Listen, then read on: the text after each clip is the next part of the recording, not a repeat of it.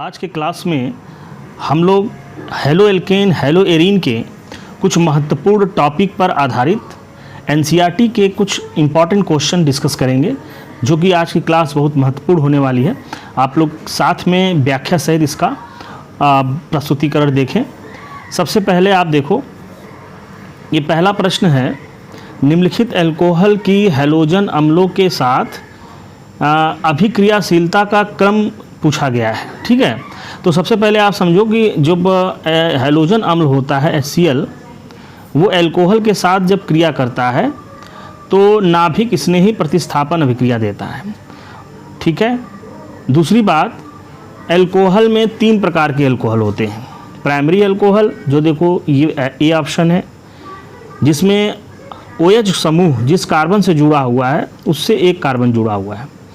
द्वितीयक अल्कोहल मतलब क्या होता है, OH जिस कार्बन से जुड़ा हुआ है वो कार्बन 2 कार्बन से जुड़े हुए हैं। ठीक है, और तृतीयक अल्कोहल होता है जिसको हम 3rd डिग्री अल्कोहल कहते हैं, जिसमें OH जिस कार्बन से जुड़ा है वो 3 कार्बन से एडजेसेंट कार्बन से जुड़े हुए हैं। तो आप समझ गए होंगे 3 तरह के अल्कोहल होते हैं। ठीक है, अब इन 3 तरह के अल्कोहल में जब हम रिएक्टिविटी की बात करते हैं तो हमें इस कार्बन ऑक्सीजन बॉन्ड को ध्यान से देखना होगा। ठीक है, कि कार्बन ऑक्सीजन बॉन्ड जितना वीक होगा उतना जल्दी से वो टूट जाएगा, या हम ये कहें कि जब बॉन्ड डिसोसिएशन एनर्जी कम होगी तो वो बॉन्ड ईजिली टूट जाता है। तो इसमें एक फैक्टर आप इम्पॉर्टेंट होगा। देखो, ये 3rd डिग्री कार्बन में 3 एल्काइल समूह लगे हुए हैं। ठीक है, और यह 3 एल्काइल समूह, जैसा आप जानते हो कि एल्काइल समूह इलेक्ट्रॉन डोनेटिंग समूह होता है, और यह अपने प्रभाव से कार्बन ऑक्सीजन बॉन्ड को कमज़ोर कर देता है। ठीक है, तो आप समझ गए होंगे कि सबसे कमज़ोर बॉन्ड कार्बन ऑक्सीजन किस अल्कोहल का है, वो 3rd डिग्री अल्कोहल का होता है। ठीक है, तो आप देखो, सिंपल सी बात है कि 3 एल्किल समूह 3rd डिग्री में है, इसलिए इसका बॉन्ड बहुत ही वीक है। इसमें आप देखो 2 एल्काइल समूह होता है 2nd डिग्री में, और प्राइमरी अल्कोहल में सिर्फ 1 एल्काइल समूह होता है। तो जो बॉन्ड का जो वीकनेस है उस आधार पर हम किसी भी अल्कोहल की क्रियाशीलता के बारे में बात करते हैं। तो अल्कोहल की क्रियाशीलता का क्रम आप समझ गए होंगे कि कौन सा अल्कोहल क्रियाशील होगा, जिसका बॉन्ड वीक होगा। तो 3rd डिग्री में आप देखो ये सबसे अधिक क्रियाशील होगा, फिर 2nd डिग्री और फिर 1st डिग्री। तो ऑर्डर आपको इसमें देखना होगा कौन सा विकल्प सही है। तो देखो C सबसे जो अधिक है, ये ऑप्शन नंबर B आप देखो, C सबसे अधिक है, फिर B और फिर A। ठीक है, नेक्स्ट क्वेश्चन देखते हैं हम लोग। जो दूसरा क्वेश्चन है, इसमें ऊपर की तरह ही इस क्वेश्चन को ली गई है। इसमें देखो, कमरे के ताप पर सांद्र HCl की क्रिया अल्कोहल से कराई जा रही है, और पूछा जा रहा है कौन सा ऐसा अल्कोहल है जो एल्किल क्लोराइड देगा। ठीक है, लेकिन यहाँ पे बात करना है आपको इम्पॉर्टेंट है कि कमरे के ताप पर। तो कमरे के ताप का मतलब होता है कि हम ये कह सकते हैं कि एक सामान्य टेम्परेचर या लो टेम्परेचर पे। तो लो टेम्परेचर पे वही अल्कोहल क्रियाशील होगा जिसका बॉन्ड कमज़ोर होगा, जैसा अभी जस्ट मैंने आपको बताया। जिस बॉन्ड को तोड़ने में कम ऊर्जा देनी होगी वह अल्कोहल ज़्यादा क्रियाशील होगा। कौन सी बॉन्ड? Carbon oxygen bond. तो देखो, ये बहुत ही सिंपल है, जैसा आपने पहला किया। ये आप पहचानो कि इसमें 3rd डिग्री अल्कोहल कौन सा है। तो ये देखो, ध्यान से देखो, ये कार्बन जो लगा हुआ है, ये जो OH लगा है जिस कार्बन से, तो ये प्राइमरी अल्कोहल है। यहाँ पे जो OH जिस कार्बन से लगा है दूसरे वाले में, ठीक है, वो कार्बन 2 कार्बन से लगा है, ये 2nd डिग्री है। ठीक है, तीसरे वाले में देखो, OH जिस कार्बन से लगा है वो कार्बन सिर्फ 1 कार्बन से लगा है, ये 1st डिग्री है।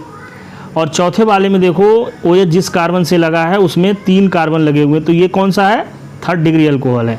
तो आप समझ गए होंगे कि ऑप्शन नंबर 4 ये ज़्यादा क्रियाशील होगा, कमरे के ताप पर सांद्र HCl से क्रिया करके एल्किल क्लोराइड देगा। ठीक है, नेक्स्ट क्वेश्चन देखते हैं हम लोग, 3rd क्वेश्चन। तो हर एक क्वेश्चन का मैं आपको ये भी बताना चाह रहा हूँ कि किस टॉपिक से रिलेटेड है। ठीक है, आप लोग भी इसको कनेक्ट कीजिए ध्यान से। तीसरा प्रश्न है, निम्नलिखित अभिक्रिया में Y को पहचानिए। ठीक है, आप इसको ध्यान से समझिए कि हेलो एरीन का जो विरचन आप पढ़े होंगे एनसीईआरटी में, तो उसमें आप देखो ये एनिलीन से क्लोरोबेंजीन, ब्रोमोबेंजीन, ठीक है, इवन कि आप आयोडोबेंजीन और फ्लोरोबेंजीन भी बना सकते थे, ठीक है ना। उसके लिए बहुत ही महत्वपूर्ण अभिक्रिया है सैंडमायर अभिक्रिया। और सैंडमायर अभिक्रिया में हम बेंजीन डाइजोनियम क्लोराइड का इस्तेमाल करके क्लोरोबेंजीन और ब्रोमोबेंजीन बनाते हैं, ठीक है। तो क्लोरोबेंजीन ब्रोमोबेंजीन बनाने के लिए सबसे पहले आप क्या करेंगे, बेंजीन डाइजोनियम क्लोराइड को यहाँ देखिए बनाया गया है। और कैसे बनता है, एनिलीन की क्रिया, ये एनिलीन होता है, बेंजीन पर जब आप NH2 समूह लगाते हैं तो उसको एनिलीन कहते हैं, ठीक है। तो एनिलीन जब सोडियम नाइट्राइट और हाइड्रोक्लोरिक अम्ल के साथ 0 डिग्री सेंटीग्रेड पर अगर क्रिया करता है तो ये सैंडमेयर का रॉ मटेरियल या हम कहें starting material benzene diazonium chloride इसका नाम है, ठीक है, ये प्राप्त होता है। और सैंडमेयर के अनुसार जब बेंजीन डाइजोनियम क्लोराइड क्रिया, यहाँ आप देखो ये अभिकर्मक क्यूप्रस क्लोराइड, ठीक है, ये Cu2Cl2 लिखा हुआ है, लेकिन यहाँ पे कापर का ऑक्सीडेशन स्टेट +1 है, इसीलिए हम क्यूप्रस कहते हैं, OUS, ठीक है। तो यहाँ पर ध्यान देने वाली बात है, क्यूप्रस में कापर का ऑक्सीडेशन नंबर +1 होता है और क्यूप्रिक जब होता है तो उसमें ऑक्सीडेशन नंबर +2 होता है। तो देखो हेलो बेंजीन या क्लोरोबेंजीन यहाँ सिंपली Y में बनेगा, अर्थात ये N2 का प्रतिस्थापन हो जाएगा और इसकी जगह Cl लगेगा। तो कौन सा विकल्प सही है, तीसरे का पहला, ठीक है। नेक्स्ट आप देखते हैं हम लोग, चौथा प्रश्न है टॉलुइन, ये देखो ये अभिकारक है आयरन 3rd क्लोराइड की उपस्थिति में, ये ध्यान से दीजिएगा, यहाँ ये जो लिया गया है ये कैटलिस्ट है, उत्प्रेरक है, ठीक है। अभिक्रिया द्वारा आर्थो और पैरा हैलो यौगिक बनाते हैं, ठीक है। तो देखो ये अभिकारक हो गया, ये आप उत्प्रेरक हो गया। और जब आर्थो और पैरा अभिक्रिया यौगिक बनते हैं तो आप याद होगा कि इसमें जो सिस्टम होता है हैलो रिंग में, उसमें इलेक्ट्रोफाइल का जब आक्रमण होता है टॉलुइन सिस्टम पे, तो टॉलुइन का जो समूह होता है, मींस मेथिल समूह जो होता है, वो याद रखेंगे आप लोग, ये आर्थो पैरा डायरेक्टिंग समूह होता है। तो ये क्या करता है, ये आने वाले इलेक्ट्रोफाइल को आर्थो और पैरा पोजीशन पे गाइड करता है या जोड़ता है, ठीक है। तो देखो ये बहुत ही सिंपल अभिक्रिया है, इसको हम कहते हैं इलेक्ट्रॉन रागी प्रतिस्थापन अभिक्रिया। ये दूसरा ऑप्शन इसका सही है, ठीक है ना। तो इन नाम से पता चल जाता है। देखो प्रतिस्थापन अभिक्रिया जो होती है ये 3 प्रकार की होती है और तीनों में आप देखो, तीनों का नाम मैं बोल रहा हूँ और वो जो नाम है वो इसी आधार पे है कि आक्रमणकारी कौन है, ठीक है। यदि आक्रमणकारी इलेक्ट्रोफाइल है, मतलब जिसे इलेक्ट्रॉन चाहिए, तब हम कहेंगे क्या, इलेक्ट्रॉन रागी प्रतिस्थापन अभिक्रिया। यदि आक्रमणकारी नाभिक रागी है तब हम क्या कहेंगे प्रतिस्थापन को, नाभिक स्नेही प्रतिस्थापन या नाभिक रागी प्रतिस्थापन अभिक्रिया। और यदि जो अटैक करने वाला है जिसको आक्रमणकारी कहते हैं, अगर वो मूलक है तब हम क्या कहते हैं, मुक्त मूलक प्रतिस्थापन अभिक्रिया। तो देखो प्रतिस्थापन अभिक्रिया जो है ऑर्गेनिक में 3 कैटेगरी में डिवाइड है। यहाँ पर आप जो देख रहे हो, जब टॉलुइन की बात की जा रही है उत्प्रेरक की उपस्थिति में, तो ये इलेक्ट्रॉन रागी है, ठीक है, इलेक्ट्रॉन रागी प्रतिस्थापन अभिक्रिया। नेक्स्ट देखो 5वां क्वेश्चन, निम्नलिखित में कौन सी अभिक्रिया हैलोजन विनिमय, ये बहुत महत्वपूर्ण है। हैलोजन विनिमय मैं पढ़ाया हूँ पिछले क्लास में। हैलोजन एक्सचेंज अभिक्रियाएं 2 प्रकार की होती हैं। ये हैलो एल्केन के विरचन में आप सभी लोग पढ़े होंगे। फिंकेल-स्टीन रिएक्शन जब आयोडीन का एक्सचेंज होता है, और जब फ्लोरीन का एक्सचेंज कराते हैं तो हम उसे स्वार्ट रिएक्शन कहते हैं। तो आयोडीन एक्सचेंज के लिए जो फिंकेल-स्टीन अभिकर्मक है वो आप याद रखो Na होता है, ठीक है। तो पहला ही विकल्प इसका सही है। RX मीन्स एल्किल हैलाइड जब सोडियम आयोडाइड से क्रिया करता है तो एल्काइल आयोडाइड बनता है। नेक्स्ट हम लोग आते हैं टॉपिक, ये देखो 6वां जो क्वेश्चन है, हैलो एल्केन। आप देखो ध्यान से, सॉरी ये आप देखो एल्केन है और एल्केन्स क्या बन रहा है, हैलो एल्केन बन रहा है। कितने हैलो एल्केन बन रहे हैं, 2 बन रहे हैं, ठीक है। तो 2 बनने का मतलब साफ होता है कि जो अभिकर्मक आप इस्तेमाल करेंगे वो हाईली रिएक्टिव होगा। तो तो ऐसे जो बहुत ही रिएक्टिव जो अभिकर्मक होते हैं उसको मूलक कहते हैं, और मूलक की जो उत्पत्ति होती है वो सनलाइट की उपस्थिति में कराई जाती है। ठीक है, तो इस अभिक्रिया में आपको पहचान गए होंगे कि हैलो एल्केन का ये विरचन होता है, जिसमें सूर्य के प्रकाश की उपस्थिति में हैलोजन से एल्केन की अभिक्रिया कराई जाती है, और वो हैलोजन क्या करेगा, वो हाइड्रोजन को यहाँ पे प्रतिस्थापित करेगा। ठीक है ना। अब आप सोच रहे होंगे दो प्रोडक्ट कैसे बना, तो जो पिछले क्लास में मैंने बताया था आपको, यदि दो प्रकार के हाइड्रोजन होंगे, देखो ये दोनों हाइड्रोजन सेकेंड डिग्री के हैं, ठीक है, और टर्मिनल जो हाइड्रोजन है किनारे वाले ये दोनों ये फर्स्ट डिग्री के हैं। तो देखो अगर दो प्रकार के हाइड्रोजन होते हैं तो मुक्त मूलक प्रतिस्थापन अभिक्रिया में जब हैलोजिनेशन होता है किसी भी एल्केन का सनलाइट की प्रेजेंस में, तो दो प्रकार के प्रोडक्ट बनते हैं, इसलिए यहाँ पे आपको मिक्सचर दिखाई दे रहा है। तो इसका ऑप्शन नंबर फर्स्ट सही है। नेक्स्ट आते हैं हम लोग क्वेश्चन, निम्नलिखित यौगिक को उनके बढ़ते हुए क्रम में व्यवस्थित कीजिए। तो बढ़ते हुए क्रम में आपको मैंने बताया था हेलो एरीन जो यौगिक होते हैं या कोई भी यौगिक ऑर्गेनिक का होता है, यदि उसका अणु भार, जिसको हम आप दूसरे शब्दों में मोलर द्रव्यमान भी कह सकते हैं, यदि अणु भार अधिक होता है तो उसका घनत्व तो अधिक होता है। ठीक है ना।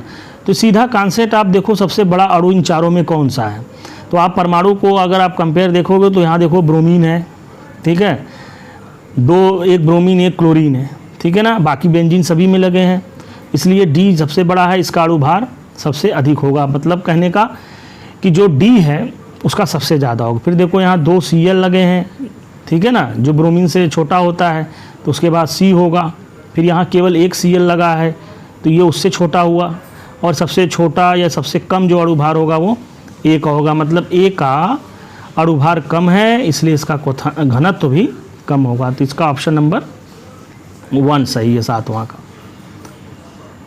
ठीक है। नेक्स्ट क्वेश्चन भी देखो, क्वथनांक टॉपिक से रिलेटेड है, भौतिक गुण। ठीक है, और भौतिक गुण में क्वथनांक बहुत महत्वपूर्ण है। इसमें आपको क्या बताया गया था कि ये ऐसे हेलो एल्केन जो आप कह सकते हो कि मॉलिक्यूलर मास जिसका समान हो। आप तीनों में ध्यान से देखो, तीनों में कार्बन बराबर हैं, तीनों में हैलोजन एक एक लगे हुए, वो भी ब्रोमीन सभी में लगे हैं, तो ये समायोगी हैं एक दूसरे के। और जब समायोगी हो जाते हैं तब आप सरफेस एरिया मीन्स पृष्ठ क्षेत्रफल का कॉन्सेप्ट इस्तेमाल करते हैं। मैंने आपको बताया था कि जब रेखी जो होते हैं, ठीक है, जिसमें ब्रांच नहीं होते हैं, शाखा नहीं होते हैं, उनका पृष्ठ क्षेत्रफल क्या होते हैं, ज़्यादा होता है, जिसके कारण उनके अणुओं में वांडर वाल फोर्स ऑफ अट्रैक्शन ज़्यादा कार्य करता है, जिससे कारण उनकी बॉइलिंग पॉइंट का मान अधिक हो जाता है। तो बी इसमें आप देखोगे बी का सबसे ज़्यादा होगा। उसके बाद किसका होगा, उसके बाद देखो यहाँ ए का होगा।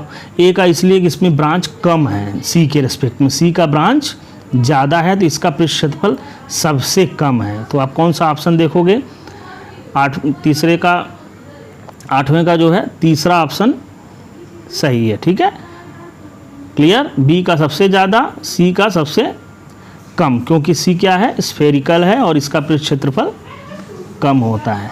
नेक्स्ट देखो, ये टॉपिक लिया गया है, स्टीरियोकेमिस्ट्री टॉपिक है, और आपको ये नया टॉपिक है। इसमें देखना क्या है कि कायरल जो सिस्टम है, या हम ये कहें कि कौन सा कार्बन परमाणु असम्मित है।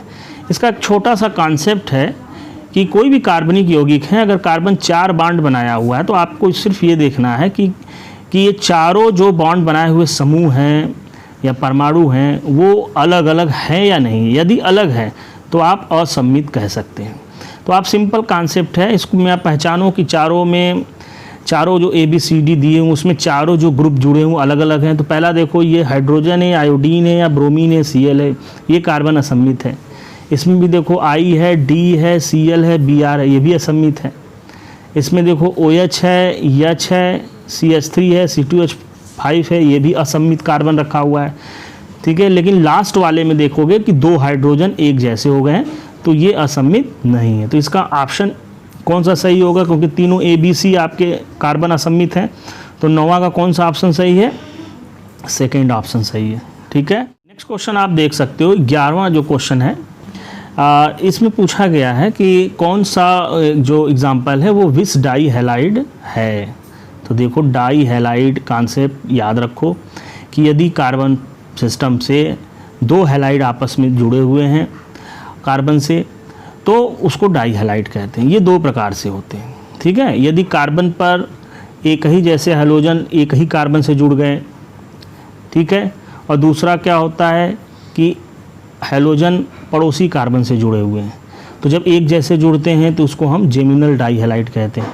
और अलग अलग कार्बन से या पड़ोसी कार्बन से हैलोजन अगर एक जैसे जुड़ते हैं तो उसे हम विसिनल डाई हैलाइड कहते हैं।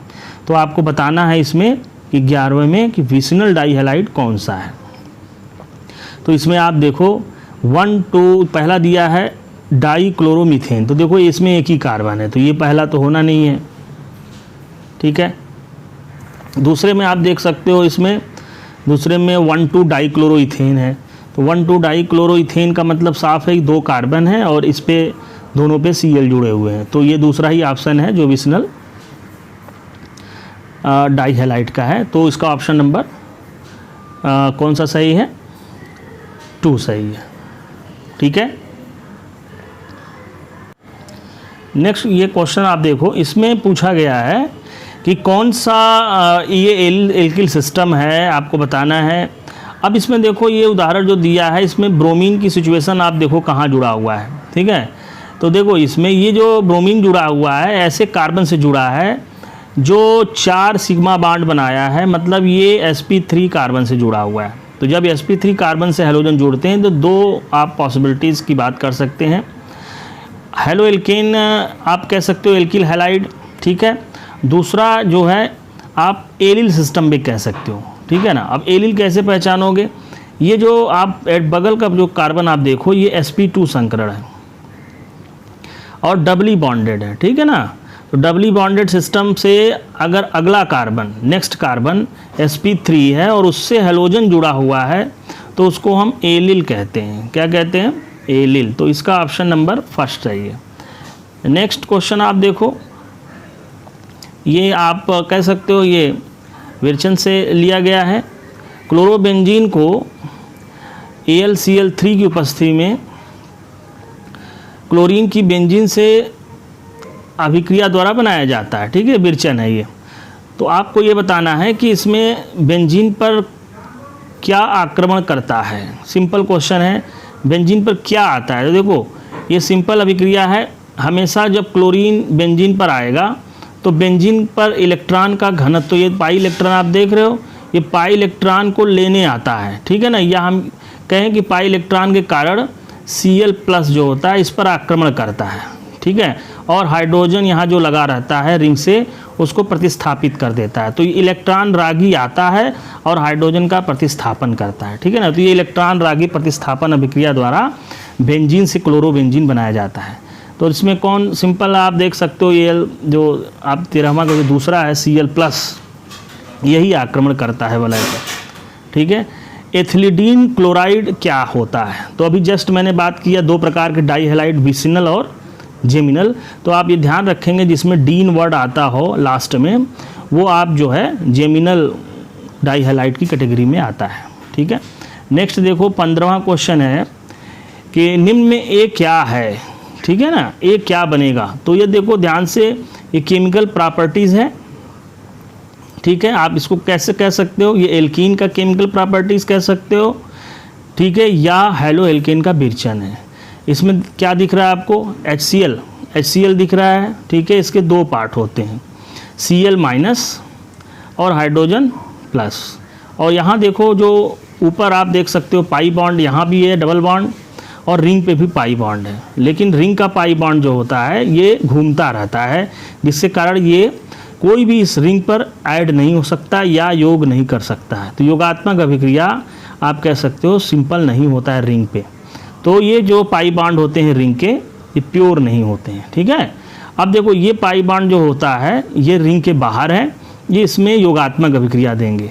तो Cl जो होता है ये माइनस होता है, इसको आप ले जाओगे पाई बॉन्ड पर कार्बन पर जोड़ने के लिए, लेकिन मार्कोनी काफ के नियम के अनुसार। तो Cl कहाँ जाएगा?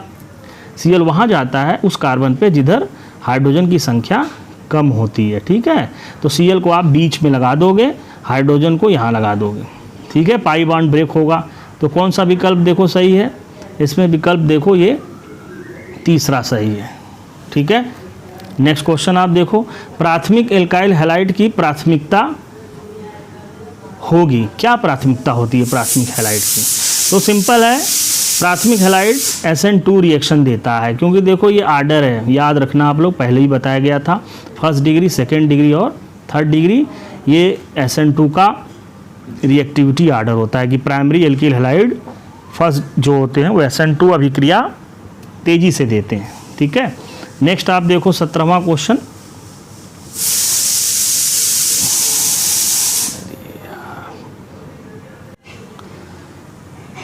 ये क्वेश्चन नंबर आप देखो, नेक्स्ट क्वेश्चन है, निम्नलिखित में कौन सा एल्काइल हैलाइड सर्वाधिक आसानी से SN1 रिएक्शन देगा? तो आप ये बात समझ रहे हो, SN1 के लिए जो एल्काइल हैलाइड का जो आर्डर है थर्ड डिग्री, सेकेंड डिग्री और फर्स्ट डिग्री होता है। ठीक है, तो आप देखो क्या खोजोगे कि थर्ड डिग्री कौन सा है इसमें, ध्यान से देखोगे आप तो सभी कार्बन पे 3 मेथिल लगे हुए हैं। ठीक है ना, 3 कार्बन लगे तो सभी थर्ड डिग्री है। तो आप क्या करोगे, नेक्स्ट आगे एक स्टेप सोचोगे कि कौन सा कार्बन हेलोजन बॉन्ड वीक होगा। तो उसमें आपको समझ गए होंगे कि आयोडीन का साइज बड़ा है, होता है, परमाणु बड़ा है, ऑर्बिटल बड़े होंगे, बड़ा बॉन्ड बनाएगा और ये बॉन्ड वीक होगा और ये ब्रेक हो जाएगा। तो इसका 17वां का ऑप्शन नंबर 4 सही है। ठीक है, नेक्स्ट क्वेश्चन देखो, 18वां क्वेश्चन है ये कि IUPAC नाम क्या है? तो एक हेलो एल्केन दिया हुआ है, बहुत ही महत्वपूर्ण प्रश्न है। इसमें देखो ब्रोमीन जिस कार्बन से लगा है, एक बार आप देखोगे तो इसमें 3 कार्बन की चेन दिखाई दे रही है, लेकिन ये गलत है। इसमें ध्यान से देखना, हम नंबरिंग कर रहे हैं, 1 कार्बन, ये नंबर 2 कार्बन, नीचे आप आओगे एथिल में तो इसमें आपको 2 कार्बन मिलेंगे, 3 और 4, तो ये 4 कार्बन की चेन है। ठीक है, 2 नंबर पे मेथिल समूह है, 1 नंबर पे Br है। ठीक है, तो अब Br और मेथिल में आप अल्फ़ाबेटिकल ऑर्डर जानते हो, Br B से होता है, मेथिल M से होता है। ठीक है ना, और Br 1 नंबर पे यहाँ लगा है तो क्या कहोगे, 1 ब्रोमो। ठीक है, और 2 पे मेथिल लगा है तो क्या बोलोगे, 2 मेथिल, तो 1 bromo 2 methyl butane, option number 3 सही है इसका। नेक्स्ट आप देखो 19वां क्वेश्चन, इसमें आप दो ये समझना है कि IUPAC नेम कौन सा होगा। इसका मतलब क्या है कि ये जो दिया हुआ है ये IUPAC नेम नहीं है, गलत दिया हुआ है, सही क्या है? तो ध्यान से देखो, डाई एथिल ब्रोमोमीथेन लिखा हुआ है, मतलब कार्बन, एक कार्बन पे 2 एथिल समूह लगाया हुआ है, मतलब ये C2H5, एक C2H5 देखो उसी पर यह लगा है और इस पर एक Br लगा हुआ है। ठीक है, बाकी इसको संतुलित करने के लिए हाइड्रोजन अपने से आप जोड़ दिए। इसको कह रहा है कि सही नाम बताइए क्या होगा इसका। तो देखो आपको अभी भी बताया मैंने, C2H5 2 कार्बन रखा हुआ है ना, तो ये 1 2 कार्बन यहीं से पास, 3 और 4 और 5, तो ये 5 कार्बन की चेन होगी। लास्ट में पेरेंट्स जो चेन का नाम होगा वो पेंटेन लिखा जाएगा। ठीक है, क्या लिखेंगे, पेंटेन। और कितने नंबर पे ब्रोमीन जुड़ा है, 3 नंबर पे, तो क्या नाम होगा इसका, 3 ब्रोमो पेंटेन, ऑप्शन नंबर 2 सही है इसका। ठीक है, नेक्स्ट आप देखो 20वां क्वेश्चन है, प्रकाश की अनुपस्थिति में, ध्यान दीजिएगा, अनुपस्थिति का मतलब साफ है कि मुक्त मूलक अभिक्रिया नहीं होने वाली है। ठीक है, मुक्त मूलक इस पर कोई प्रतिस्थापन नहीं देगा, ये अनुपस्थिति हिंट दे रहा। आयरन की उपस्थिति में, तो जब आप आयरन देख लिए तो भी ये समझ लो कि ये प्रतिस्थापन अभिक्रिया है, ये उत्प्रेरक है, लेकिन ये इलेक्ट्रॉन रागी प्रतिस्थापन अभिक्रिया है। टालुईन की क्रिया क्लोरीन से कराई जा रही है। तो टालुईन आप जानते हो कि टालुईन बेंजीन पे जब CH3 ग्रुप लग जाता है तो उसको टालुईन कहते हैं, और यह मेथिल समूह हाइपर कंजुगेशन या कह सकते हो इंडक्टिव इफेक्ट द्वारा ये इलेक्ट्रॉन डोनेटिंग समूह होता है, जिसकी वजह से क्या होता है, यदि कोई इलेक्ट्रोफाइल आता है तो यह आर्थो और पैरा पोजीशन पे उसको गाइड करता है, उसको डायरेक्ट करता है। ठीक है ना, तो आप ये समझ गए होंगे जब क्लोरीन आएगा तो वो कहाँ जुड़ेगा, एक आर्थो और पैरा पे, तो 2 प्रोडक्ट बनते हैं, इस पिछले क्लास में मैंने बताया। तो देखो ये दूसरा तो आपको दिख ही रहा होगा। ठीक है, जिसमें आप देखो आर्थो पे Cl जुड़ा है और एक आप देखो नीचे यहाँ पे पैरा पे भी जुड़ा हुआ है, तो इसका मतलब इसमें मिश्रण मिलेगा, चौथा ऑप्शन सही है। ठीक है, आर्थो पैरा दोनों मिलते हैं। नेक्स्ट क्वेश्चन आप देखो, बहुत ही अच्छा क्वेश्चन ये भी है, क्लोरोमीथेन मतलब CH3Cl अमोनिया से जब क्रिया करेगा मतलब NH3 से जब क्रिया होगी और उसमें एक कंडीशन दिया हुआ अधिक मात्रा में, ध्यान दीजिएगा आप लोग, अमोनिया को अधिकता में लिया गया है। तो देखो जो सिंपल रिएक्शन ये है कि अमोनिया एक न्यूक्लियोफाइल होता है, ठीक है, वो इस Cl को रिप्लेस कर देगा, क्या कर देगा, हटा देगा, प्रतिस्थापित कर देगा सिंपल SN2 रिएक्शन से, और वो Cl की जगह पे जुड़ जाएगा। मतलब क्या है कि ये Cl हटा के NH जो 3 है वो NH2 हो जाता है, क्योंकि एक H निकल जाएगा उसमें। लेकिन वो फिर ये कह रहा है कि अमोनिया की अधिकता में, तो देखो ध्यान दीजिएगा, जब अमोनिया आप अधिकता ले लेते हैं तो ये अभिक्रिया यहीं पे रुक जाती है। मतलब बार बार अमोनिया क्या करेगा, मेथिल क्लोराइड से ही क्रिया करेगा और लगातार ये मेथिलेमीन बनाता जाएगा। लेकिन इसमें दूसरा केस भी होता है, यदि आप मेथिल क्लोराइड अधिकता में लेते हो, ध्यान से सुनिएगा, तब क्या होगा, तब ये जो मेथिलेमीन बना है यह न्यूक्लियोफाइल की तरह काम करेगा और फिर ये आप कह सकते हो फिर ये मेथिल क्लोराइड पे आक्रमण करेगा, ठीक है, जो अमोनिया कर रहा था, ठीक है, वो अब यहाँ पे प्राथमिक एमीन भी करेगा, दोनों करेंगे। तो उस केस में क्या होगा कि ये जो प्राथमिक एमीन है ये आगे बढ़ जाएगा, मतलब ये सेकेंड डिग्री एमीन बनने लगेगा। तो आप यहाँ मैं इतना डिटेल बात ज़रूर कर रहा हूँ, लेकिन इसमें सिंपल सी बात आपको समझा दें कि अमोनिया की अधिकता में ये जो अभिक्रियाएं होती हैं क्लोरोमीथेन या एल्किल हैलाइड के साथ, तो वो प्राइमरी तक सीमित हो जाता है, मतलब मेथनामीन ही केवल बनेगा, ठीक है, अन्य जो एमीन होते हैं वो नहीं बनते हैं। इसको याद रखेंगे आप लोग। नेक्स्ट आप देखो 22वां क्वेश्चन है, अच्छा क्वेश्चन है ये भी। कायरल किसे कहते हैं? अभी जस्ट मैंने बात किया ऊपर एक सममित कार्बन की बात की थी, तो सममित कार्बन रखने वाले अणु को कायरल अणु कहते हैं, ठीक है। वही सेम चीज़ यहाँ पे आप देखो, पहला ऑप्शन 2 ब्रोमोब्यूटेन है। इसका स्ट्रक्चर आप ड्रा कर लो, 4 कार्बन है, 2 नंबर पे आपको ब्रोमो लगाना है, ये Br, चाहे कहीं से इधर से लेफ्ट से या राइट कहीं से भी लगा सकते हो। तो देखो यहाँ पे 2 पे Br लगा, बाकी अब क्या होता क्या है कि आप हाइड्रोजन इसमें अपने से लगा सकते हो। एक बॉन्ड है तो आप कितना हाइड्रोजन लगाओगे, क्योंकि कार्बन कितना बॉन्ड बनाता है, 4, तो 3 लगा दो। यहाँ पे 3 बॉन्ड है तो 1 लगा दो, यहाँ कार्बन 2 बॉन्ड लगाया तो 2 लगा दो, और यहाँ कार्बन 1 बॉन्ड बनाया तो 3 लगा दो। अब देखो इस कार्बन को आप ध्यान से देखो, ये जो मैं यहाँ पे सर्किल डार्क कर रहा हूँ, ये देखो एक इधर मेथिल से जुड़ा है, एक Br से जुड़ा है, और इधर एक एथिल से जुड़ा है, और ये भी अगर आप ओपन कर दोगे जो हाइड्रोजन मैंने लिखा है तो अलग से जुड़ा है। इसका मतलब क्या है कि ये कार्बन, ये जो अणु है ये एसिमेट्रिक सममित कार्बन रखा हुआ है, ठीक है, और सममित कार्बन रखने वाले जितने भी ऑर्गेनिक यौगिक होते हैं, ठीक है, वो कायरल कहलाते हैं। तो इसका मतलब साफ है कि 22वां का जो है पहले ही ऑप्शन सही है।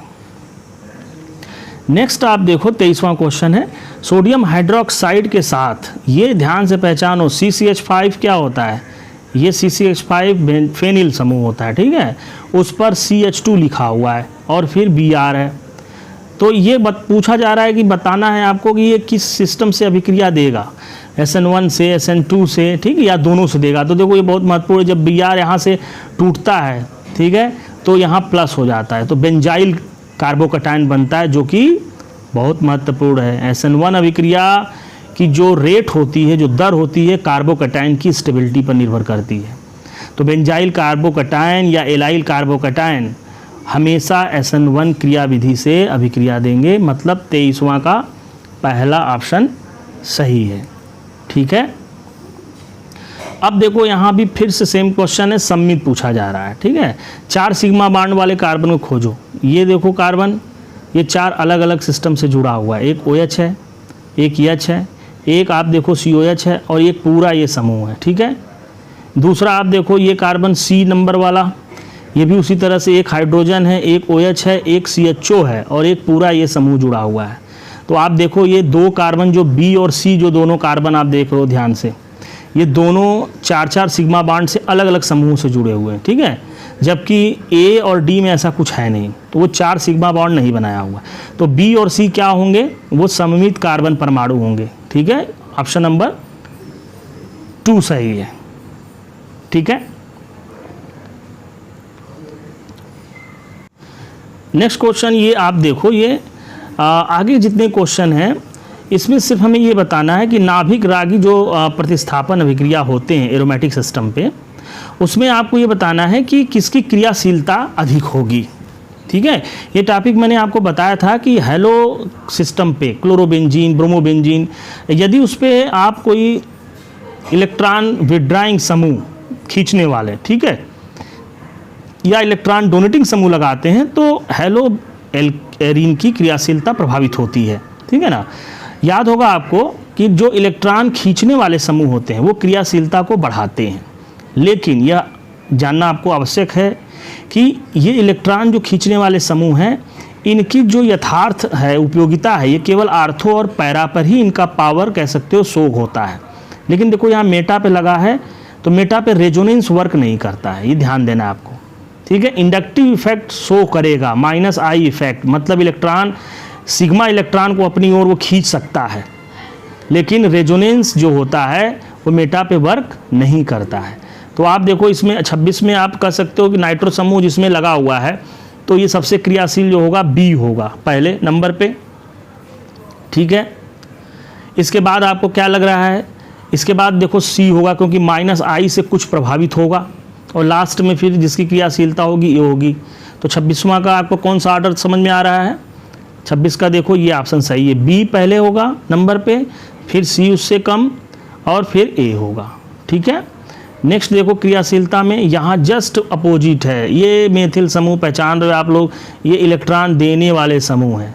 तो देने वाला क्या करता है, क्रियाशीलता डाउन करता है नाभिक रागी प्रतिस्थापन अभिक्रिया में। ठीक है, तो आप देखो वो सेम कॉन्सेप्ट है, देने वाला यदि आप मेटा पे लगाते हो तो भी इसका कोई प्रभाव नहीं पड़ता है। तो आपको समझना होगा कि जिस पे नहीं लगा है वो ज़्यादा क्रियाशील होगा, क्योंकि लगने के बाद क्रियाशीलता और कम हो जाएगी जब इलेक्ट्रॉन डोनेटिंग समूह। तो ए आप पहले सेलेक्ट कर लो कि जिसमें नहीं लगा है इलेक्ट्रॉन डोनेटिंग समूह उसकी क्रियाशीलता ज़्यादा है। तो यहाँ पे ए की क्रियाशीलता पहले सबसे ज़्यादा हो जाएगी। ठीक है, इसके बाद हम लोग खोजते हैं किसका होगा, मतलब आप ए में आप देखो दो ऑप्शन है। ठीक है, इसके बाद देखो ये मेथिल समूह यहाँ जो लगा हुआ है, क्योंकि ये ज़्यादा इम्पैक्ट देगा, ये आर्थो पोजीशन पे है तो ये ज़्यादा ही क्रियाशीलता को डाउन करेगा, तो ये लास्ट में चला जाएगा, क्योंकि मैंने अभी बताया था कि मेटा पे उतना प्रभाव नहीं पड़ता है किसी भी इलेक्ट्रॉन डोनेटिंग का या विड्राइंग का। ठीक है ना, तो आप देखो ए सबसे ज़्यादा क्रियाशील होगा और बी सबसे लीस्ट होगा। ठीक है, तो कौन सा ऑर्डर सही है इसमें, ये चौथा ऑप्शन, ए सबसे ज़्यादा क्रियाशील है और बी सबसे कम है।